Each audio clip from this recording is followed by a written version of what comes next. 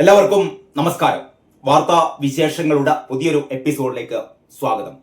അങ്ങനെ നമ്മുടെ ദിലീപിനെ കുറ്റക്കാരനല്ല എന്ന് കണ്ട് കോടതി വിട്ടയക്കുകയാണ് കേട്ടോ. ഇന്നത്തെ ഏറ്റവും പ്രധാനപ്പെട്ട വാർത്തയാണ്. ദിലീപിനെ കുറ്റക്കാരനല്ല എന്ന് വിചാരണ കോടതി വിധിച്ചിരിക്കുന്നു.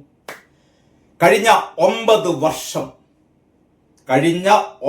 വർഷം ദിലീപ് എന്ന മലയാളത്തിന്റെ ജനപ്രിയ നായകനെ ഇവിടത്തെ ചാനലുകളെല്ലാം മാധ്യമ വിചാരണ നടത്തി. ദിലീപ് എന്നത് ഏറ്റവും വലിയ ക്രിമിനലാണ്, ഏറ്റവും വലിയ സ്ത്രീ പീഡകനാണ്, ബലാത്സംഗത്തിന് കൊട്ടേഷൻ കൊടുത്തവനാണ് എന്നൊക്കെ പറഞ്ഞ് ദിലീപിനെ കീറി മുറിക്കുകയായിരുന്നു ഇവിടത്തെ മാധ്യമങ്ങൾ. അല്ലേ? ആരൊക്കെ? റിപ്പോർട്ടർ TV മുതൽ ഒന്നാം സ്ഥാനത്ത് റിപ്പോർട്ടർ TV ആയിരുന്നു. ദിലീപിനെ കീറി മുറിക്കുകയായിരുന്നു എല്ലാ വൈകുന്നേരങ്ങളിലും. നിങ്ങൾക്ക് ഓർമ്മയുണ്ടാകും നികേഷ് കുമാറിന്റെ നേതൃത്വത്തിലുള്ള വിചാരണ. ഞാൻ ഈ വീഡിയോയിലൂടെ പറയാൻ ഉദ്ദേശിക്കുന്നത്, നമ്മുടെ നാട്ടിൽ നടക്കുന്ന കുറ്റകൃത്യങ്ങൾക്ക് വിചാരണ നടത്തേണ്ടത്, വിധി പറയേണ്ടത് മാധ്യമങ്ങളല്ല വിധി പറയേണ്ടത്. മാധ്യമങ്ങൾക്ക് കാര്യങ്ങൾ അവതരിപ്പിക്കാം, സത്യങ്ങൾ അവർക്ക് തിരയാം, അവരുടേതായ വ്യാകരണങ്ങൾ ചമയ്ക്കാം, അവരുടേതായ അർത്ഥതലങ്ങൾ പറയാം, വിശകലനം ചെയ്യാം, എല്ലാം ചെയ്യാം. പക്ഷേ അന്തിമ വിധി കോടതികളാണ് എന്നതാണ് ദിലീപിനെ ഈ വിചാരണ കോടതി കുറ്റക്കാരനല്ല എന്ന് കണ്ട് വെറുതെ വിട്ടതിലൂടെ നമുക്ക് മനസ്സിലാക്കാൻ കഴിയുന്നത്. ശരിയാണ്, വിചാരണ കോടതി ഒരു അന്തിമമായ കോടതിയൊന്നുമല്ല. ഇതിന്റെ മേലെ ഇനി ഹൈക്കോടതിയിലേക്ക് അപ്പീലിന് പോകാം. ഹൈക്കോടതിയിലും തോൽക്കുകയാണെങ്കിൽ അതിജീവിതക്ക് സുപ്രീം കോടതിയിലേക്ക് പോകാം. കോടതികൾ ഒരുപാടുണ്ട്. പക്ഷേ തന്നെ കുറ്റവിമുക്തനാക്കിയ ശേഷം, തന്നെ വെറുതെ വിട്ട ശേഷം ദിലീപ് ആദ്യമായി മാധ്യമപ്രവർത്തകരോട് പ്രതികരിച്ചത്, ദിലീപ് പറഞ്ഞു സത്യം ജയിച്ചു എന്നുള്ളതാണ്. സത്യം ജയിച്ചിരിക്കുന്നു, സർവശക്തനായ ദൈവത്തിന് നന്ദി എന്ന് പറഞ്ഞുകൊണ്ടാണ് മലയാളത്തിന്റെ ജനപ്രിയ നായകൻ കേരളീയ പൊതുസമൂഹത്തോട് സംസാരിച്ചു തുടങ്ങിയത്. അങ്ങനെയാണ്. ഒരുപക്ഷെ സമീപകാലത്തൊന്നും നമ്മൾ കണ്ടിട്ടില്ലാത്ത രീതിയിലുള്ള ജനത്തിരക്കായിരുന്നു വിചാരണ കോടതിക്ക് മുമ്പിൽ. ദിലീപിന്റെ ആരാധകർ ഒരു ഭാഗത്ത്, അതേ സമയത്ത് തന്നെ അതിജീവിതയോട് അടുപ്പമുള്ളവർ, അതിജീവിതക്ക് വേണ്ടി ഇത്രയും കാലം ശബ്ദമുയർത്തിയവർ, ഒരുപാട് അഭിഭാഷകർ, മാധ്യമപ്രവർത്തകർ. അങ്ങനെ ആ ബഹളത്തിനിടയിൽ ദിലീപ് പറയുകയാണ്, ദൈവത്തിന് സ്തുതി, സത്യം ജയിച്ചു. മറ്റൊന്ന്, ദിലീപ് പറഞ്ഞ ഏറ്റവും പ്രധാനപ്പെട്ട ഒരു കാര്യം എന്താണെന്ന് അറിയോ? കഴിഞ്ഞ 9 വർഷം എന്റെ കരിയർ നശിപ്പിച്ചു. നമുക്കറിയാം, സിനിമാ താരങ്ങളുടെ കരിയർ എന്നൊക്കെ പറഞ്ഞാൽ ഒരു 9 വർഷം മലയാള സിനിമയിൽ നിന്ന് മാറി നിൽക്കുകയായിരുന്നു ദിലീപ് കേട്ടോ. ഇടയ്ക്ക് 1-2 സിനിമകളൊക്കെ വന്നിരുന്നു. പക്ഷേ ദിലീപിനെ പൊതുസമൂഹം കണ്ടിരുന്നത് ഈ മാധ്യമങ്ങൾ ദിലീപിനെ അവതരിപ്പിച്ചിരുന്നത് ഏറ്റവും വലിയ നമ്പർ 1 സ്ത്രീ പീഡകൻ എന്നായിരുന്നു കേട്ടോ. അങ്ങനെ ദിലീപിനെ ഒരു വൻ ക്രിമിനലാക്കി, ഒരു വലിയ സ്ത്രീ പീഡകനാക്കി. അതുകൊണ്ടൊക്കെ തന്നെ ജനപ്രിയ നായകനായിരുന്ന ദിലീപിന്റെ സിനിമകൾ പലതും റിലീസിന് ശേഷം വേണ്ട രീതിയിലുള്ള വിജയം കൈവരിക്കാനായില്ല. ഒന്നൊന്നായി പൊട്ടി തകർന്നു. അതൊക്കെ നമ്മൾ കണ്ടതാണ്. പക്ഷേ ദിലീപ് വിട്ടുകൊടുത്തില്ല. ദിലീപ് മിക്കവാറും, എനിക്ക് തോന്നുന്നു, വർഷത്തിൽ ഒരു സിനിമ വീതം തന്നെയെങ്കിലും ദിലീപ് ചെയ്യുകയുണ്ടായി കേട്ടോ. അപ്പൊ ദിലീപ് പറഞ്ഞത്, കഴിഞ്ഞ 9 വർഷം നിങ്ങൾ എന്നെ വേട്ടയാടുകയായിരുന്നു. യഥാർത്ഥത്തിൽ ഇവിടെ ഗൂഢാലോചന കുറ്റമാണല്ലോ തന്റെ നേരെ ചുമത്തിയിരുന്നത്. ഗൂഢാലോചന എനിക്കെതിരെയായിരുന്നു എന്നാണ്. അതായത് ആ നടിക്കെതിരെയല്ല, എനിക്കെതിരെയായിരുന്നു ഗൂഢാലോചന നടത്തിയത്. ഗൂഢാലോചന നടത്തി എന്റെ 9 വർഷത്തെ എന്റെ കരിയർ നശിപ്പിച്ചു, എന്റെ ജീവിതം നശിപ്പിച്ചു എന്നാണ് ദിലീപ് പറഞ്ഞത്. ഞാൻ ദിലീപിന്റെ കാര്യം ഇവിടെ പറയുന്നത്, മറ്റൊരു മനുഷ്യന് നേരെ ഇതേപോലെ കേരളത്തിലെ മാധ്യമങ്ങൾ വിചാരണ നടത്തിക്കൊണ്ടിരിക്കുകയാണ് കേട്ടോ.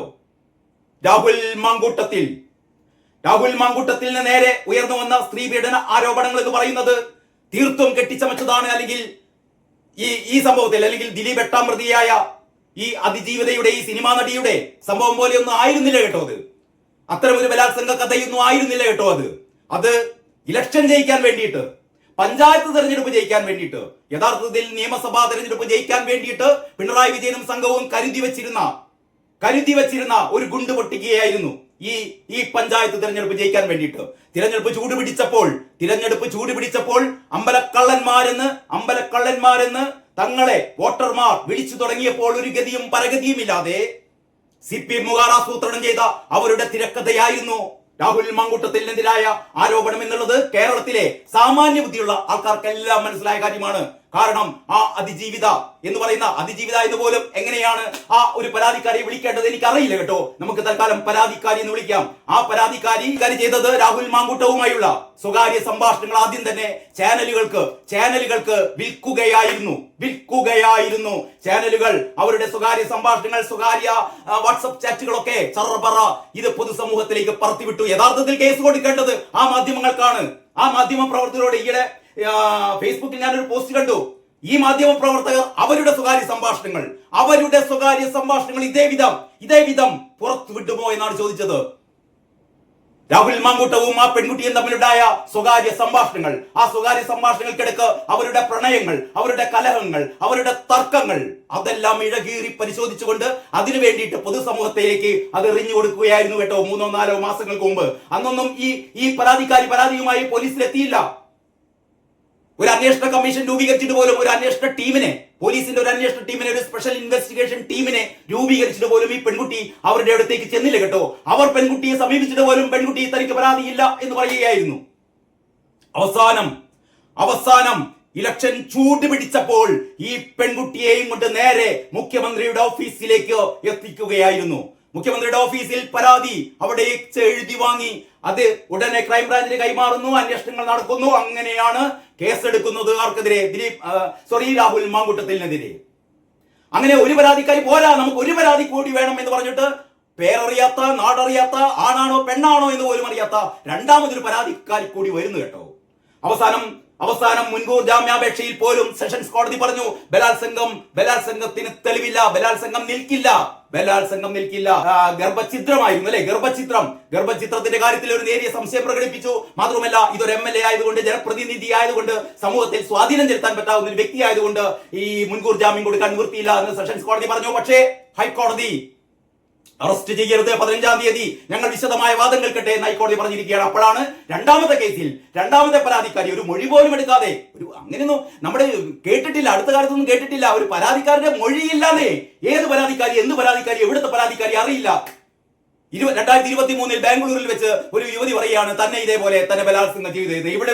ഇവിടെ വെച്ച് എപ്പോൾ എങ്ങനെ ഒന്നും പറയാതെ ഒരു പരാതി, കള്ളപ്പരാതി. ആ പരാതിയുടെ അടിസ്ഥാനത്തിലാണ് ഇപ്പോൾ മുൻകൂർ ജാമ്യാപേക്ഷ കോടതിയിൽ എത്തി നിൽക്കുന്നത്. കോടതി മുൻകൂർ ജാമ്യാപേക്ഷ അനുവദിച്ചാലും ഇല്ലെങ്കിലും ഞാൻ പറഞ്ഞുകൊണ്ട് വരുന്നത്, രാഹുൽ മാങ്കൂട്ടം എന്ന് പറയുന്ന രാഷ്ട്രീയത്തിലെ യുവ നേതാവിനെ ദിലീപ് എങ്ങനെയായിരുന്നോ പ്രിയങ്കരനായ ഒരു സിനിമ നടനായിരുന്നത്, ജനങ്ങളുടെ പ്രിയങ്കരനായിരുന്നത്, കുടുംബ പ്രേക്ഷകരുടെ പ്രിയങ്കരനായിരുന്നത്, അതേപോലെ തന്നെയാണ് രാഹുൽ മാങ്കൂട്ടം കേരള രാഷ്ട്രീയത്തിൽ.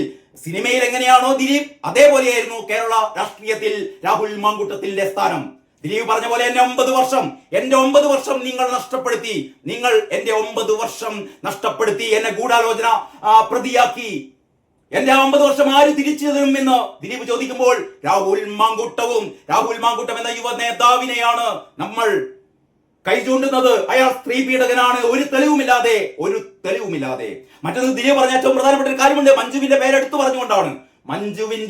ദിലീപിന്റെ ആദ്യ ഭാര്യയായ മഞ്ജു വാര്യരുടെ പേരെടുത്ത് പറഞ്ഞുകൊണ്ട് ദിലീപ് പറയുകയാണ് തനിക്കെതിരെ ആദ്യ ഗൂഢാലോചന കുറ്റം പൊതുസമൂഹത്തിൽ പറഞ്ഞത് മഞ്ജു ആയിരുന്നു. അത് ഏറ്റുപിടിച്ചു ഇവിടുത്തെ ക്രിമിനൽ പോലീസ് സംഘം എന്നാ പറയുന്നത് കേട്ടോ. അങ്ങനെ തന്നെ ദിലീപ് വളരെ ധീരതയോടെയാണ് ദിലീപ് പറഞ്ഞത്. ആദ്യം മഞ്ജു തനിക്കെതിരെ ഒരു ഗൂഢാലോചന കുറ്റം ചുമത്തുന്നു, അത് ഇവിടുത്തെ ക്രിമിനൽ പോലീസ് സംഘം ഏറ്റെടുക്കുന്നു. അതേപോലെ തന്നെ ഒരു സംഘം മാധ്യമ പ്രവർത്തകർ, ക്രിമിനലുകളായ പോലീസുകാർ, അവരാണ് തന്നെ പിച്ചി ചീന്തിയത്. ഞാൻ പലപ്പോഴും പറയാറുള്ളൂ പോലെ കാലം ഒരു കണക്കും ബാക്കി വെക്കാതെ കാലം പോകില്ല. അങ്ങനെ 9 വർഷത്തിന് ശേഷം ജനപ്രിയ നായകനായ ദിലീപ് ഇതാ ജനങ്ങൾക്ക് മുമ്പിലേക്ക് തല ഉയർത്തി പിടിച്ചുകൊണ്ട് നടന്നു വരികയാണ് കേട്ടോ. കേസ് അവസാനിക്കുന്നില്ല. ഈ കേസ് അവസാനിക്കുന്നില്ല എനിക്ക് നന്നായിട്ട് അറിയാം. കാരണം അതിജീവിത നേരത്തെ പറഞ്ഞ എനിക്ക് ഇനി താല്പര്യമില്ല എന്ന് പറഞ്ഞത്, എനിക്ക് ഇതിന് പിന്നാലെ പോകാൻ താല്പര്യമില്ല എന്ന് അതിജീവിത പറഞ്ഞുവെങ്കിലും യഥാർത്ഥത്തിൽ സ്റ്റേറ്റ് ആണ് യഥാർത്ഥത്തിൽ എന്ത് ചെയ്യുന്നത്, വാദി എന്ന് പറഞ്ഞത് സ്റ്റേറ്റ് ആണ്. അതുകൊണ്ട് തന്നെ സ്റ്റേറ്റ് തീർച്ചയായും, കേരള സർക്കാർ തീർച്ചയായും ഹൈക്കോടതിയിലേക്ക് അപ്പീൽ പോകാം. ഇത് 9 വർഷമാണ്. ഈ വിചാരണ നീണ്ടു നിന്നത് 9 വർഷമാണ്. ഒരുപക്ഷെ ഹൈക്കോടതിയിലും 9, 10, 15 വർഷങ്ങൾ ഈ കേസുമായി മുന്നോട്ട് പോകാം. അത് കഴിഞ്ഞ് അവിടെയും ഏത് വിധിയാണ് വരിക എന്ന് നമുക്കറിയില്ല. അത് കഴിഞ്ഞ് സുപ്രീം കോടതിയിലേക്ക് പോകാം. കോടതികൾ അങ്ങനെ ഒരുപാടുണ്ട്. പക്ഷെ എന്നാലും ആദ്യത്തെ ഈ വിചാരണ കോടതി ദിലീപിനെ വെറുതെ വിടുന്നു. അപ്പൊ ഞാൻ ഈ വീഡിയോ ചെയ്യുന്നതിന്റെ ഏറ്റവും പ്രധാനപ്പെട്ട ഉദ്ദേശം എന്ന് പറയുന്നത്, വിധി കൽപ്പിക്കേണ്ടത് മാധ്യമങ്ങളല്ല എന്നുള്ള അടിവരയിട്ട് പറയാൻ വേണ്ടിയിട്ടാണ് രാഹുൽ മാങ്കൂട്ടത്തിനെ നിങ്ങൾ ഇല്ലാത്തൊരു കെട്ടിച്ചമച്ച പരാതിയുടെ പേരിൽ നിങ്ങൾ ഇങ്ങനെ വെയിലത്തും മഴയത്തും നിർത്തുമ്പോൾ, അല്ലെങ്കിൽ നിങ്ങൾ ഏറ്റവും വലിയ സ്ത്രീ പീഡകനാണ് എന്ന് വിരൽ ചൂണ്ടുമ്പോൾ ദിലീപിന്റെ കേസ് ഓർമ്മ വേണം. കോടതികൾ തീരുമാനിക്കട്ടെ, തെളിവുകൾ വരട്ടെ. അതല്ലാതെ ഒരു കഷ്ണം കടലാസിൽ, മുഖ്യമന്ത്രിയുടെ ഓഫീസിൽ വെച്ച് ഒരു കഷ്ണം കടലാസിൽ ഏതോ ഒരു പെൺകുട്ടി എന്തോ എഴുതി കൊടുത്തു കഴിഞ്ഞാൽ എങ്ങനെയാണ് ഇവിടുത്തെ ഒരു രാഷ്ട്രീയ പ്രവർത്തകൻ കുറ്റവാളിയാകുന്നത്? എങ്ങനെയാണ് മാധ്യമ പ്രവർത്തകർ അയാളെ ഏറ്റവും വലിയ സൈക്കോപാത്ത് അല്ലെ, അങ്ങനെയാണ് മാധ്യമ പ്രവർത്തകർ വിളിച്ചത്. ദിലീപിനെ എന്തൊക്കെ വിളിച്ചു? ഒരുപക്ഷെ ദിലീപിനെ വിളിച്ചതിന്റെ 10 ഇരട്ടിയാണ് രാഹുൽ മാങ്കൂട്ടത്തിന്. അയാൾ സൈക്കോപാത്താണ്, അയാൾ ലൈംഗിക വൈകൃതക്കാരനാണ്, അയാൾ ഏറ്റവും വലിയൊരു സ്ത്രീ പീഡകനാണ്, ഓരോ സ്ത്രീയെയും ഗർഭിണിയാക്കി ആ കുഞ്ഞിനെ കൊല്ലുന്നവനാണ്, ഈ നാട്ടിലെ സ്ത്രീകളെ മുഴുവൻ ഗർഭിണികളാക്കുന്നവനാണ്. എന്തൊക്കെ വേണ്ട. ഞാൻ ഇവിടത്തെ മുഖ്യധാരാ മാധ്യമ പ്രവർത്തകരോടാണ് പറയുന്നത്, നിങ്ങളല്ല വിധി കൽപ്പിക്കേണ്ടത് കേട്ടോ.